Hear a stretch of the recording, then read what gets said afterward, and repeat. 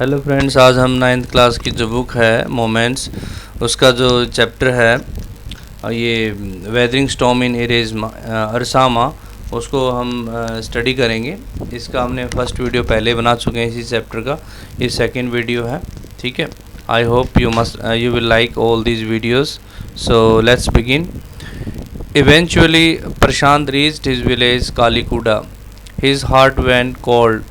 Where their home once stood, there were only remnants of its roof. तो आखिरकार जो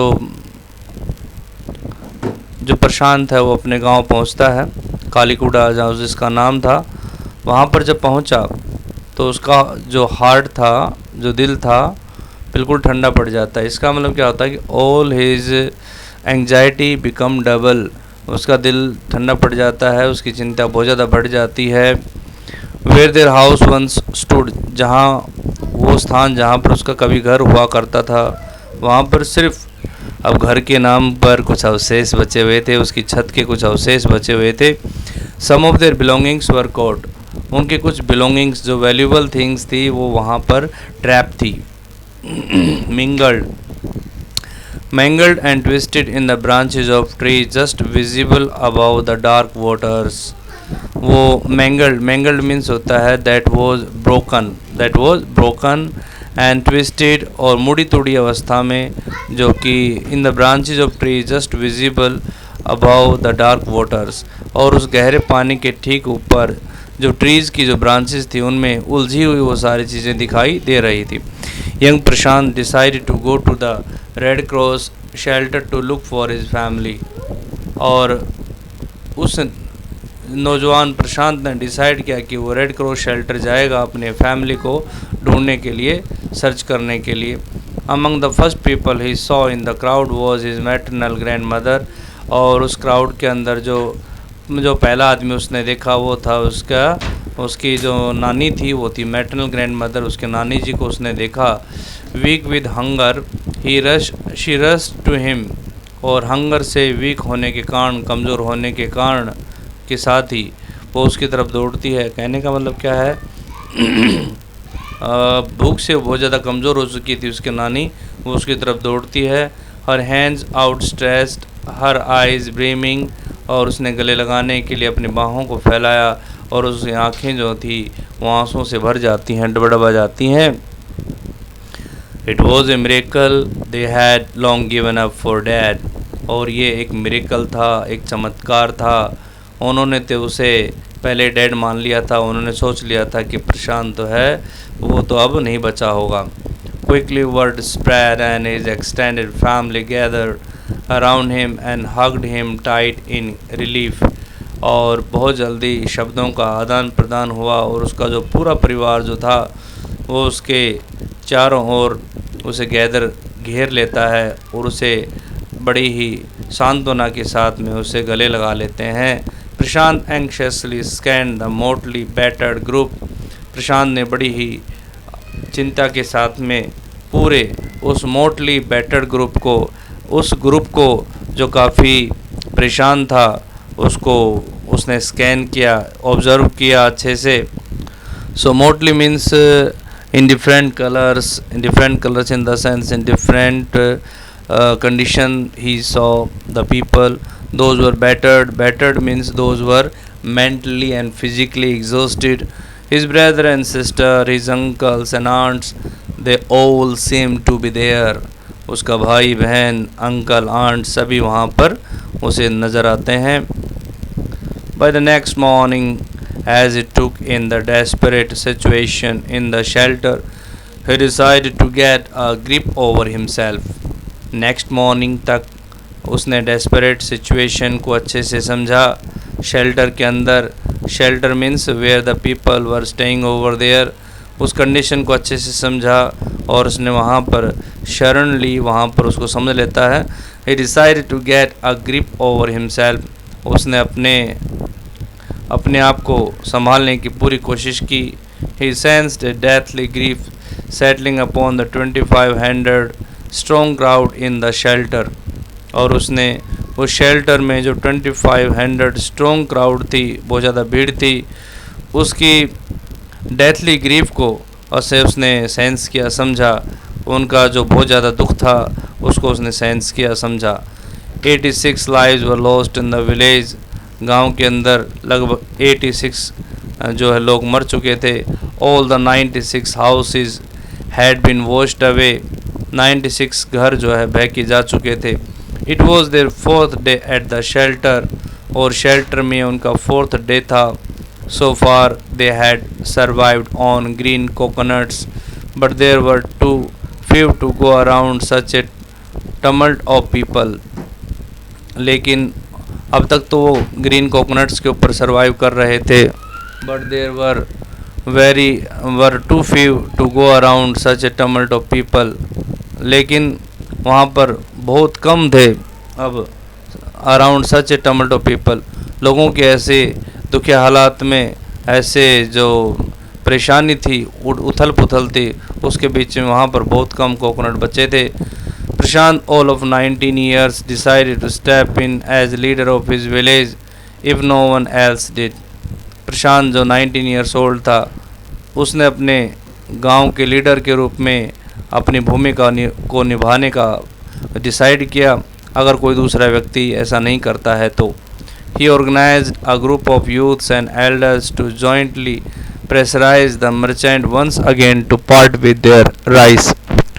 उसने यूथ्स का एक ग्रुप को ऑर्गेनाइज किया और एल्डर्स का बुज़ुर्गों का और नौजवानों का एक ग्रुप बनाया, और उसने कलेक्टिवली मर्चेंट को, जितने वहाँ पर मर्चेंट थे, व्यापारी थे, उनको प्रेशराइज करना, दबाव बनाने का उसने कोशिश की, ताकि वो वहाँ उनके पास में जो राइस का भंडार था वो उनको देश के लोगों को। This time the delegation succeeded and return triumphantly wading through the receding waters with food for the entire shelter.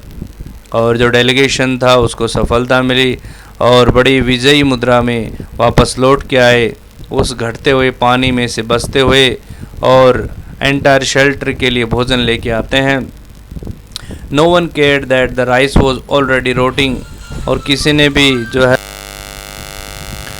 No one cared that the rice was already rotting. अब किसी ने इस बात की परवाह नहीं की कि जो राइस था वो पहले से ही सड़ रहा था।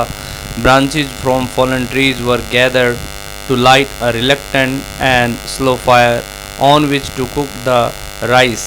और इसके बाद में क्या हुआ, वहाँ पर और खाने को पकाने के लिए, चावल पकाने के लिए जो पेड़ वहाँ पर गिरे हुए थे, उनकी ब्रांचेस को कलेक्ट किया गया और उससे लाइट जलाई गई। जो लाइट थी वो बिल्कुल हल्की लाइट थी, रिलेक्टेंट थी, क्योंकि उससे आग जल नहीं पा रही थी, गीली लकड़ियाँ थी, लेकिन किसी भी तरीके से जो थोड़ी बहुत आग जली, स्लो फायर, उसके ऊपर चावल को पकाया गया।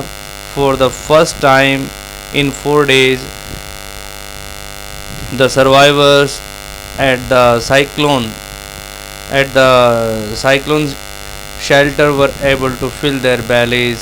और 4 days में पहली बार जो सर्वाइवर्स थे साइक्लोन शेल्टर में जो रुके हुए थे, उन्होंने पहली बार अपना पेट भर के खाना खाया। His next task was to organize a team of youth volunteers to clean the shelter of filth, urine, vomit and floating carcasses, and to tend to the wounds and fractures of the many who had been injured। अब जो next task था वो था team को organise करना, उनके youth volunteers की team को ऑर्गेनाइज करना, ताकि शेल्टर में जो फिल्थ का मतलब जो गंदगी थी उसको साफ़ किया जा सके। वो चाहे यूरिन की हो, वॉमिट की हो, या फ्लोटिंग से जो वहाँ पर इधर उधर जो बह रहे थे, जो कारकेसेस थे, जो डेड बॉडीज़ थी जानवरों की, वो इधर उधर बह रही थी, वो हो। इस तरीके से उनको साफ़ करना जो था वो चाहते थे। और टेंट का मतलब होता है ट्रीटमेंट करना उन लोगों के घावों को और उनके फ्रैक्चर्स को, जो बहुत सारे लोग इंजर्ड हो चुके थे।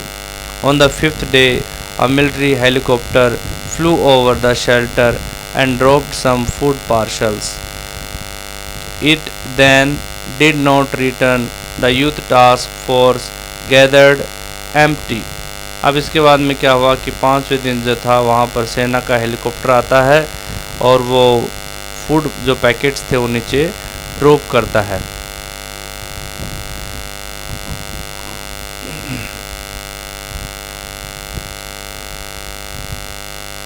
अब उसके बाद में जो था वो दोबारा से जो वो आता नहीं है, इसके बाद दोबारा नहीं आया वो। तो जो नौजवानों द यूथ टास्क फोर्स थी, जो उनके ग्रुप था यूथ्स का, उन्होंने एम्प्टी जो यूटेंसिल्स थे, जो बर्तन थे शेल्टर के, उनको कलेक्ट किया। Then they deputed the children to lie in the sand left by the waters around the shelter with these utensils on their stomachs. अब उन्होंने क्या किया कि बच्चों को वहाँ पर जो मिट्टी थी वो वहाँ पर आसपास में वहाँ पर उनको लिटा दिया और उनके जो स्टमक्स थे उनके ऊपर इन बर्तनों को रख दिया। To communicate to the passing helicopters that they were hungry. ये कम्युनिकेट करने के लिए, ये मैसेज देने के लिए, वो जो पासिंग हेलीकॉप्टर से वहाँ से उनको मैसेज देने के लिए कि वो भूखे थे, हंग्री थे। द मैसेज गोड through and after that the helicopter made regular rounds of the shelter, airdropping food and other basic needs। इसके बाद में जो हेलीकॉप्टर से वो रेगुलरली वहाँ विजिट करने लगे और वहाँ से फूड के जो पैकेट्स थे और जो दूसरी नीड्स की चीज़ें थी उनको वहाँ पर नीचे ड्रॉप करने लगे। Prashant found that a large number of children had been orphaned. Prashant ने पाया कि वहाँ पर बहुत सारे जो बच्चे थे, उनका जो ग्रुप था, बड़ी संख्या में जो बच्चे थे वो अनाथ हो चुके थे। और फंड का मतलब होता है यहाँ पर अनाथ होना। He brought them together and put up a polythene sheet shelter for them. उन्होंने उनको कलेक्ट किया, इकट्ठा किया एक जगह और उनके लिए पॉलीथीन शीट की एक जो है शेल्टर उनके लिए बनाता है। Women were mobilised to look after them. Women को उनके केयर के लिए वहाँ पर जो है तैनात किया गया, मोबिलाइज किया गया उनके शेल्टर में। While the man secured food and materials for the shelter. जबकि जो आदमी थे, पुरुष जो थे, वो भोजन और जो दूसरी सामग्री थी, मटेरियल्स थे शेल्टर के लिए, वो लाने लगे। एज द वीक्स पास्ट, जैसे जैसे सप्ताह बीतते गए, Prashant was quick to recognise that the women and children were sinking deeper and deeper in their grief. तो प्रशांत ने बहुत जल्दी ये रियलाइज़ किया, रिकग्नाइज़ किया इस बात को कि जो वीमेन एंड चिल्ड्रन थे वो बहुत ज़्यादा दुख के अंदर डूबते जा रहे थे। He persuaded the women to start working in the food for work programme started by an NGO and for the children he organised sports events. उसने प्रशांत ने क्या किया, महिलाओं को जो NGO के द्वारा एक प्रोग्राम स्टार्ट किया गया था, फूड फॉर वर्क प्रोग्राम, उसके लिए उनको मना लिया और बच्चों के लिए उसने कुछ स्पोर्ट्स एक्टिविटीज़ को ऑर्गेनाइज़ किया। He himself love to play cricket. उसे खुद भी क्रिकेट खेलना बहुत पसंद था। And so he organised cricket matches for children. इसलिए उसने बच्चों के लिए क्रिकेट मैचेस को ऑर्गेनाइज किया। प्रशांत engaged with other volunteers in helping the widows and children to pick up the broken pieces of their lives। Prashant engage हो गया, engage का मतलब बिजी, दूसरे जो वॉल्टियर्स थे उनके साथ में बिजी हो गया। विडोज़ जो वहाँ पर विधवाएं थी और जो चिल्ड्रन थे, उनकी ज़िंदगी के टूटे हुए जो ब्रोकन पीसेस थे उनको कलेक्ट करने में, पिक करने में जो है बिजी हो गया। The initial government plan was to set up institutions for orphans and widows. और गवर्नमेंट के जो इनिशियल प्लान्स थे वो थे ऑर्फन्स एंड विडोज़ के लिए इंस्टीट्यूशंस को सेटअप करना। However this step was successfully resisted. किंतु इस प्लान का, इस स्टेप का सक्सेसफुली विरोध किया गया, अपोज किया गया। As it was felt that in such institutions children would grow up without love and widows